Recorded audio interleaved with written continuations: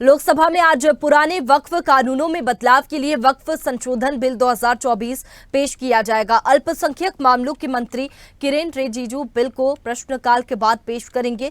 Bill को लेकर पहले से ही विवाद खड़ा हो गया है। All India Muslim personal law board जैसी संस्थाओं और AIMIM ने सरकार के इस कदम पर कड़ा विरोध जताया है।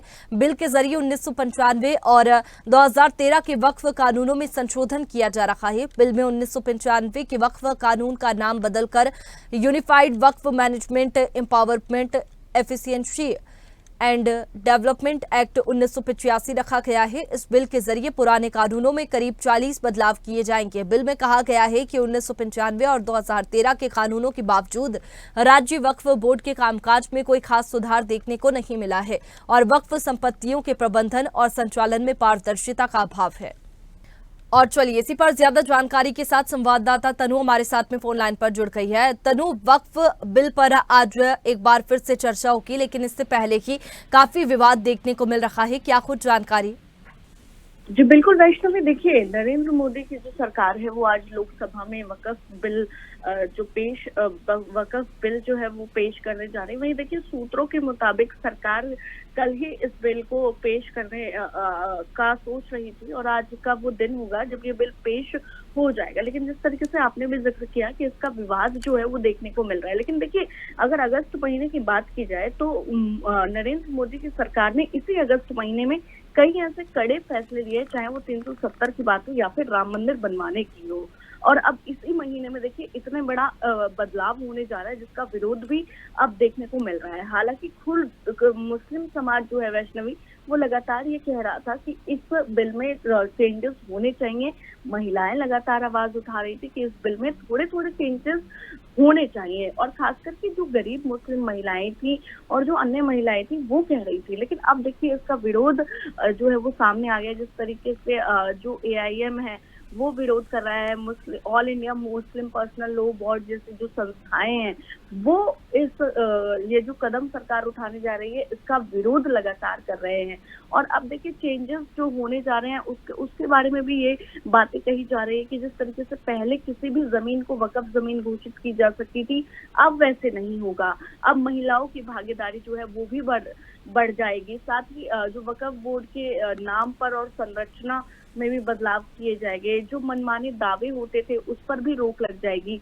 साथ ही जो वक्फ बोर्ड है वो अपनी जो उसकी विशाल संपत्ति थी उससे जो उसको इनकम होती थी उसकी भी अब जानकारी देनी होगी। और देखिए अब हाई कोर्ट में भी अपील जो है वो की जा सकती है, जिस तरीके से पहले ऐसा नहीं था। तो बहुत सारे ऐसे चेंजेस होने जा रहे हैं जिसका विरोध देखने को मिल रहा है। लेकिन अगर बात की जाए नरेंद्र मोदी 3.0 सरकार की वैष्णवी, तो हमेशा ये सरकार स्ट्रिक्ट एक्शन और स्ट्रिक्ट जो डिसीजन है उसको लेने में ये सरकार हमेशा कामयाब रही है। तो आज 12 बजे के बाद जब ये बिल पेश होगा तो उसके बाद फिर से वो तस्वीरें जरूर देखने को मिलेगी जिसमें एक बार फिर से इसका विरोध सामने। बिल्कुल तनु, लेकिन वक्फ बिल में अगर बदलावों की बात करें तो क्या चेंजेस हो सकते हैं इन जो अभी से विवाद देखने को मिल रहा है, क्योंकि पहले से जानकारी कुछ लगी हो इसलिए पहले से विवाद भी शुरू हो गया है?